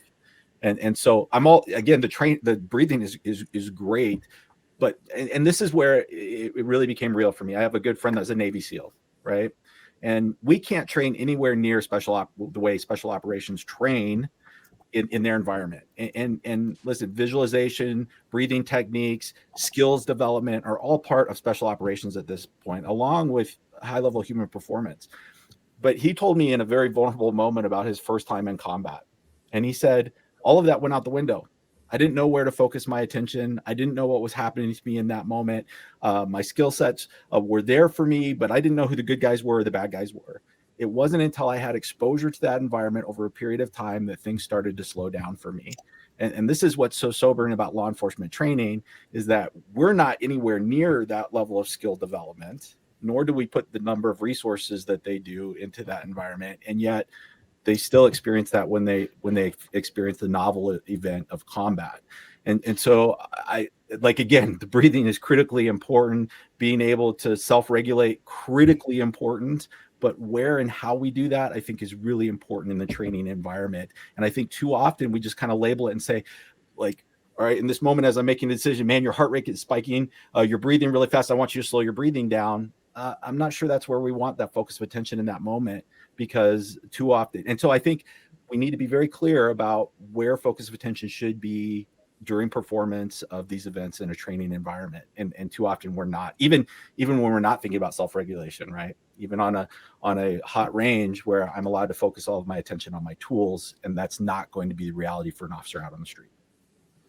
Yeah, I think that's a great point, Paul, and I think it's a great also transition to your last part of this panel, which is more, I want to be a little bit more uplifting and say, okay, what has worked in your experience? And I'd like to especially ask Tony, Miles, and Chad, who are actively training, to give some hope for the future of things. I know these are all very innovative trainers that have been trying different things. While I believe that while we cannot ever create the exact reality in policing training, we can definitely do better in preparing for that, to arm officers with better tactics and better preparation, more confidence. It all comes together, all these little pieces with repetition, and just comes together to make them safer. So if you guys want to comment on what you've tried in terms of maybe anecdotes on, we've tried this and we've had success, we would love to kind of end with that. Well, Melissa, I'm very lucky. I'm sure Chet and also Miles, you guys have very supportive administrations. I do. I have a very supportive sheriff. We have a brand new facility that we're trying to use to our best ability. I always look at how do we go about changing the training culture, and with the great minds that are on this call right here, that's exactly what you're talking about. These are the kind of conversations I have at coffee multiple times. How do we get this little tiny step to get this big giant vision? So we start out with the relevancy of the training. How do I go about selling what's in front of my deputies that will help them out realize this is for the good of them, their families, the community? That's the number one thing. And I'm going through that right now. As a matter of fact, training all of our instructors to look at the system in front of them differently. Not that it's completely different, but more formalized. Second is, how do we go about getting our adult learners, our deputies, to accept the training? How do we get them to really buy into that process, especially when it comes to interleaving training, Dr. Taylor, when it comes, getting out of that block system, getting into that interleaving? That's what we've been working on as well. And then how do we go about demonstrating to the sheriff, who offers that funding up to me, that the training is working? And again, luckily, Melis, you were at the very beginning of this, where we were granted the $1 million grant for the AI opportunity. And that's our way, along with traditional research, to show that whatever we're doing here, we can show it's working out here. And you guys, with the research minds, even if it's not good outcomes, it's still an outcome that we can work with, and it's data that we can work with. So with this organization, everything that you guys are saying, I would say to anybody in our positions with Chet and Miles, to take it one step at a time, take the vision that Vaughn and Dr. Taylor have, and go, here's where we should be, but how do we get there with that one step? And that we're at that baby step. And look, Melis, it was you who early on, literally, who I sat here at this desk and went, I can't repeat the words, but we have to do things differently. Where do we start? How do we start? And we have an opportunity now. And that's where we're sitting. So yeah, and your guys' conversation just alone, the hour and a half that we've been on the call, I'm walking right out this door going, let's have some more conversation about what we're doing. How can we fine tune stuff? Completely humbled with the words you guys are stating on this call. So I appreciate that. Miles, do you have comments? Yeah, absolutely. Thanks for allowing me on here today. I couldn't agree more with Tony. I have a wonderful administrator. And I wish Travis certainly could have been on this call. I think for us, relevancy of training, instead of this, as Paul would say, this pie in the sky, fairy tale made up world. Like, what does the street actually look like? What are the constraints? What are we actually looking at? What are hopeful or reasonable, to use Vaughn's word, and what are those reasonable outcomes? I think for us as trainers, and just as a cultural organization, prioritizing training rather than the evaluation, I think is just an important cultural piece, as we look at it as a whole. So I think changing those constraints, whether it be on the range, into scenarios, we've changed things on the range, both in style, in mindset, in outcomes, in techniques, and all that. Same with our scenarios to increase learning from those dramatically. We've done a lot of things in that realm, and I really do. I have hope, whether it be NeuroSmart or some of the discussions that we're having. And I don't know if I ever told you this when I got off my first call with you as well. And of course, it's kind of pie in the sky where, to beat the rookie curve. Is there a way, and I believe there is, because now we're focusing on making decisions. Like, is there a way that we can help train officers to quote unquote beat the rookie curve? Can we make them rapidly better decision makers in instances that are novel that they maybe haven't seen? And I think that's the part of training that we've missed, and we tack on these 80 hours of 1,000 different techniques when our focus was wrong. Wow, that's powerful. Thank you. That do you want to say, especially with your experience in the FTO, I think you can bring a unique perspective. What happens after the academy? Yeah, I wanted to touch on some things that I think they're all related. First of all, we've had NeuroSmart for about 1.5 years, I think. Sounds about right.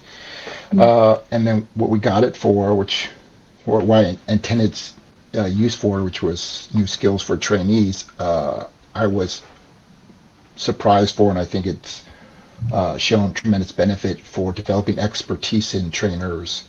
I think that you talked about earlier, heavy load on trainers. I think it's a tremendous tool to be able to learn from yourself and see how your training or input affects trainees. Jump around a little bit. Problems with the younger generation.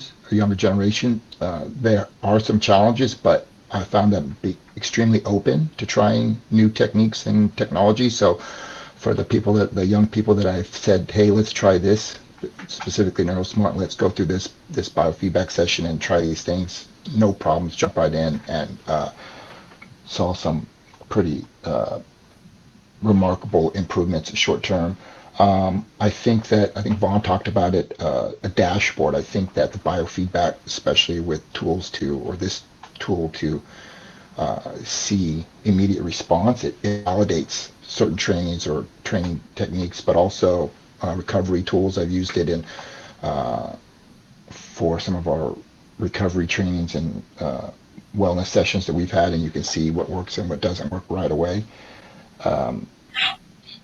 I think FTO, I think that we've talked a lot about the academy. I can't speak too much about academy training, but I think that what I've seen so far, the most I think the best application of this tool would actually be FTO. I think you're talking about high fidelity training. Why? I guess there's calls for service that we can go out dozens a day, that they're real world, and that we can see what the trainer or trainee can do or should do, and break that down from there. I'm hoping somebody can be the first to move that forward onto their FTO program before us, as we're still addressing some roadblocks. But I'm confident we'll get there at some point, but I'm hoping someone can get there first. Thank you. Thank you, and thank you all for your positive feedback on NeuroSmart. That's I really appreciate it. Obviously, it's what we do, but beyond NeuroSmart, I think I mean, and this was not a session on, it was not meant to be on NeuroSmart at all. But I think what I'm also hearing, just to wrap up a little bit, is not only do we need to move away from block training and incorporate these things together in the right context, at the right stress level, but also evaluate whatever we're trying. We need to have data around our training and what works and what doesn't. And just like Chet said, when we first launched NeuroSmart, our intention was we're going to make our officers better. We're going to make them regulate their stress better by providing this biofeedback tool. More and more, what we're hearing from our agencies is it helps the trainers. It's first, and I mean, and it has to help the trainers because they're the ones delivering the training before we can improve our officers. And so it is becoming a little bit of a common theme then to train the trainers on how to recognize ability that would, using data that would translate to real world. And actually very exciting data we now have from our study with Wyoming Law Enforcement Academy is we're able to show that the fact that there's a strong correlation with the ability to regulate the stress response in recruits and their improvement in it throughout the academy with their tactical performance at the end of the academy. So we now can actually see with objective data what is working, who's getting better, who needs more focus and where. And so I think, just add on, I guess, benefit of this biofeedback tools are not just for the officer, but also shaping training and optimizing and training, and not just hope, we combine all of this together and boom, let's just hope that it will work in real time. We actually see, no, this is, we have an indicator that this person is likely to, do well in real time or in the world or not. So thank you for that. And I would like to open it up for any final comments. I really enjoyed this session with all of you. Thank you for joining and sharing your opinions. Does anybody have any final finishing comments before we wrap up? I would just say that what you just said makes a lot of sense. And the idea that you can, and we know this from the sports world, that performance in one play may be something and you may fail, but your ability to shed that stress and move on to the next play is really important. And so I would say that makes a lot of sense to me, and particularly identifying performers and helping them deal with either failure or high stress calls and moving on to the next call is really important in police work, and you would see improved performance. One of the things we know from field training is kind of that snowball effect. As people start to struggle, they tend to struggle more and more and more. Mm-hmm. And there's probably a very tight correlation with the level of stress you're experiencing, how you're internalizing and dealing with that stress, and moving on in the program. So that makes a ton of sense. On the training side, I would just say even incremental changes make a huge difference. We're experiencing that now with Denver PD. In Colorado, we have a very tough post environment, to say the least, and they're making incremental changes in their training program and seeing dramatic results in both student performance, FTO performance, and then performance on the street as well. And tracking those changes is critically important. Anytime we're pushing forward something new, you really need to be able to demonstrate that it's having a positive effect on decision making and performance, and that's going to allow chiefs, decision makers, forward thinkers to kind of have the support they need to make those changes that sometimes can be or can feel dangerous in an executive environment, and start to do something different than what the rest of the profession is doing. Anybody else have any further comments? I like another analogy that I stole, which is whatever our training progression is, each of the students are somewhat individualized. Like I say, some walk in and they're terrified. Others, been there, done that. And sometimes it's life experience that makes that decision. But no matter where they start, the metaphors we want to build calluses, not blisters, to Paul's incremental changes. I think that at the individual level, when you start trying to overstimulate them way too fast, you're breaking them. You're building blisters, and they're not going to heal from that. You want slow, gradual successes, challenges, success at a pace that the individual can sustain and to grow and become stronger through.